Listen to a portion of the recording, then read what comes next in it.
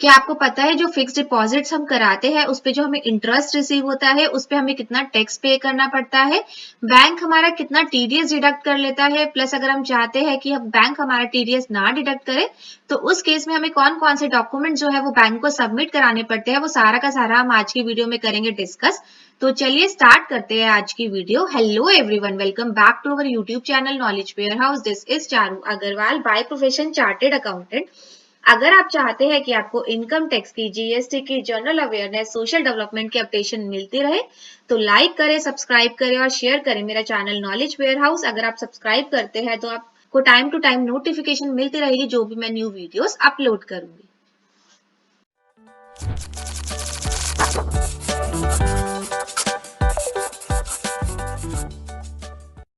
TDS applicability on fix deposit interest. जो fix deposits आप bank के अंदर कराते हो उस पे जो आपका इंटरेस्ट मिलता है उस पे जो बैंक है वो टीडीएस डिडक्ट करता है। बहुत सारे ऐसे लोग हैं जिन्होंने फिक्स डिपॉजिट तो करा रखी है बैंक में और उनको इंटरेस्ट भी रिसीव हो रहा है, लेकिन उनको ये नहीं पता कि जो बैंक है उस इंटरेस्ट पे उनको टीडीएस डिडक्ट करके पे आउट कर रहा है। वो ये सोचते हैं कि जो बैंक ने इंटरेस्ट दिया वो बिल्कुल करेक्ट है और उसमें कोई डाउट भी नहीं है, वो होता भी बिल्कुल करेक्ट है। लेकिन अगर आपका जो इंटरेस्ट अमाउंट है सर्टेन लिमिट से ज्यादा होता है तो बैंक जो है वो टीडीएस को काटती है। दैट मीन्स आपका जो इंटरेस्ट मिलना चाहिए उस पे जो बैंक है वो टीडीएस काट डिडक्ट करके फिर आपको वो पे आउट करती है वो अमाउंट। तो जो टीडीएस डिडक्ट करती है जो बैंक है वो आपको इजीली रिफंड भी हो जाता है, लेकिन उसके लिए आपको क्या करना पड़ता है, इनकम टैक्स की रिटर्न भरनी पड़ती है। उसी में ही आप जो है जो आपका टीडीएस बैंक ने क्या काटा है उसका आप रिफंड क्लेम कर सकते हैं अगर आपका टैक्स नहीं बन रहा हो। और दूसरा क्या है, आप बैंक को मना भी कर सकते हो कि हमारा टीडीएस ना काटे, लेकिन उसके भी बहुत सारी कंडीशंस है कि किन किन केसेस में आप बैंक को डिनाई कर सकते हो कि आपका टीडीएस ना डिडक्ट हो। लेकिन इसकी इंफॉर्मेशन आपको होनी बहुत जरूरी है कि जो भी आपको इंटरेस्ट मिल रहा है फिक्स डिपॉजिट्स पे, अगर वो इंटरेस्ट का अमाउंट जो एक सर्टेन लिमिट से ज्यादा होता है तो बैंक उस पर टीडीएस डिडक्ट करती है। तो आपको ये नॉलेज होनी चाहिए कि टीडीएस जो डिडक्ट किया हुआ है उसका हम रिफंड कैसे कर सकते हैं क्लेम। तो वो पूरा का पूरा हम देखते हैं। एज पर section 194 of income tax act 1961, TDS is applicable on interest earn from fix deposit in bank. TDS section 194 A जो इनकम टैक्स का है उसके अकॉर्डिंगली टीडीएस एप्लीकेबल होता है, डिडक्ट होता है जो भी आप इंटरेस्ट रिसीव करते हो फिक्स डिपॉजिट्स जो भी आपने बैंक में कराई हुई है।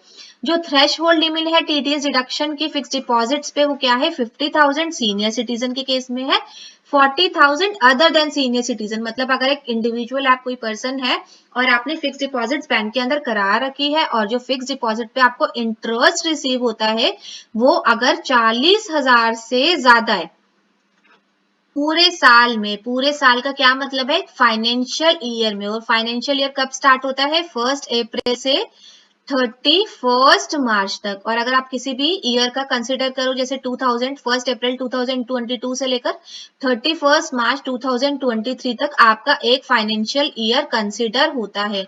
तो एक बैंक से अगर आपको एक साल में 40,000 से ज्यादा इंटरेस्ट रिसीव होता है फिक्स डिपॉजिट्स पे तो उस केस में जो बैंक है उसके ऊपर ऑब्लिगेशन है एज पर सेक्शन 194 ए में कि उसको क्या करना पड़ेगा, जब भी वो आपको इंटरेस्ट देगा उस पे उसको टीडीएस की डिडक्शन करनी पड़ेगी।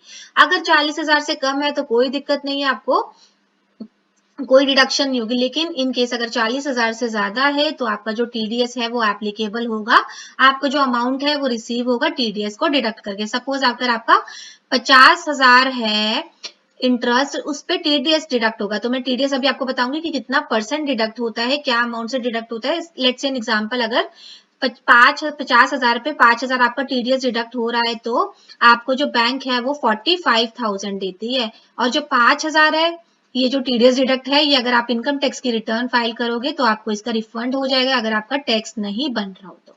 लेकिन अगर आपको यही नहीं पता होगा कि अगर बैंक ने आपका टीडीएस डिडक्ट किया है तो वो कैसे आप रिफंड क्लेम करोगे, तो आपको नॉलेज होनी चाहिए, बहुत ज्यादा इंपॉर्टेंट है कि फिक्स डिपॉजिट पे भी बैंक आपका टीडीएस डिडक्ट करती है।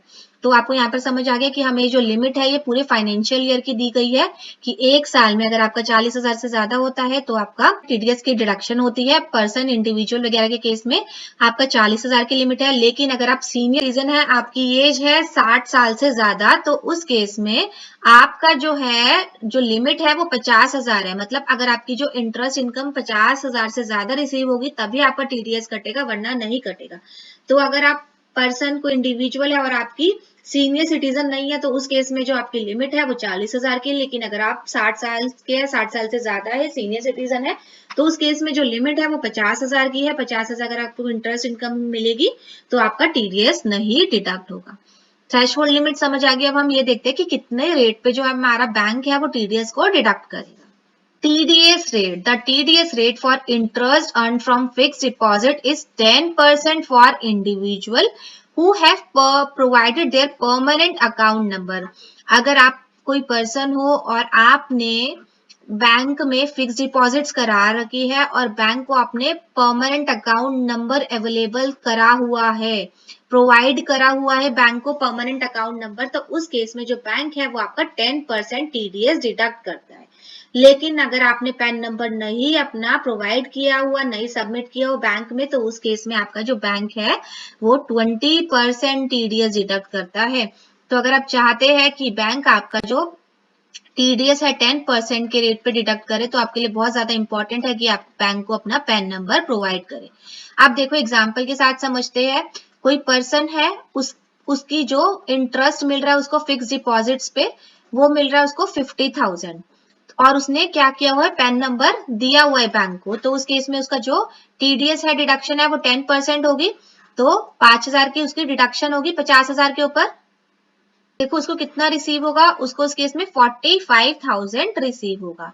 और इन केस अगर उसने पैन नंबर नहीं दिया हुआ तो उस केस में उस पे जो टीडीएस की एप्लीकेबिलिटी है वो 20% लग जाएगी। 20% का क्या मतलब है, 10,000 की एप्लीकेबिलिटी उस पर टीडीएस की हो जाएगी और उसको 40,000 ही रिसीव होगा। तो बहुत ज्यादा इंपॉर्टेंट, अगर आप चाहते हैं कि आपका टीडीएस की डिडक्शन कम हो, टीडीएस आपका कम कटे, तो आपको परमानेंट अकाउंट नंबर बैंक को जरूर देना चाहिए। क्लियर यहाँ पर। अगर आप चाहते हैं कि बैंक आपका टीडीएस ना डिडक्ट करे तो आपको क्या क्या चीजें करनी पड़ेगी।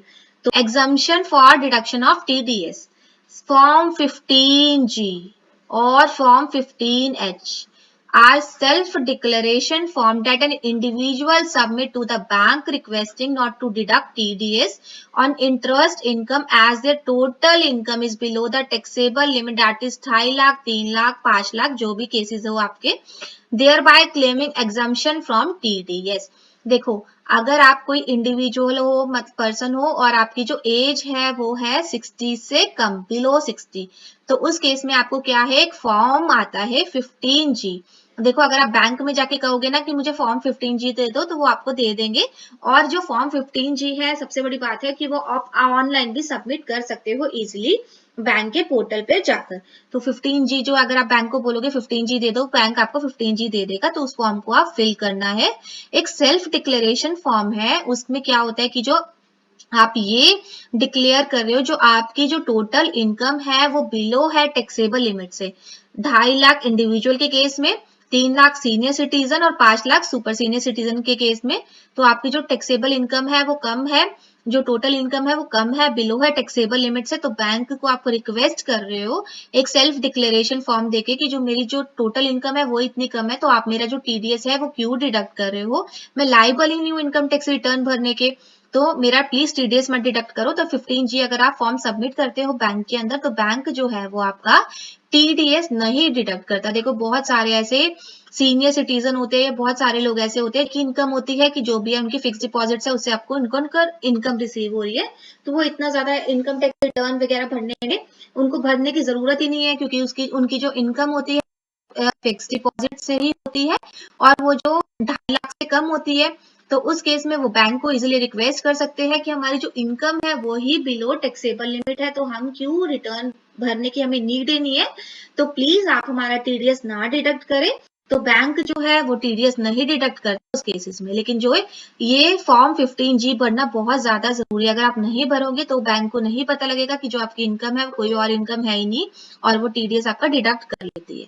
ठीक है, तो 15 जो है, अगर इंडिविजुअल है जिसकी एज 60 से कम है वो 15G फॉर्म भरे, और 15H कौन पर्सन फॉर्म भर सकते हैं, जो कि सीनियर सिटीजन है जिनकी एज 60 या 60 से ज्यादा है।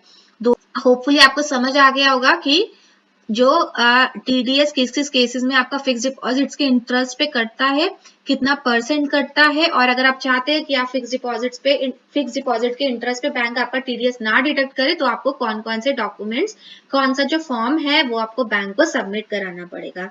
अगर आपको इस टॉपिक पे कोई क्वेरी हो तो आप मुझे कॉमेंट बॉक्स में भी डाल सकते हैं, मेल भी कर सकते हैं, मैं डेफिनेटली आपकी क्वेरी रिजॉल्व करूंगी।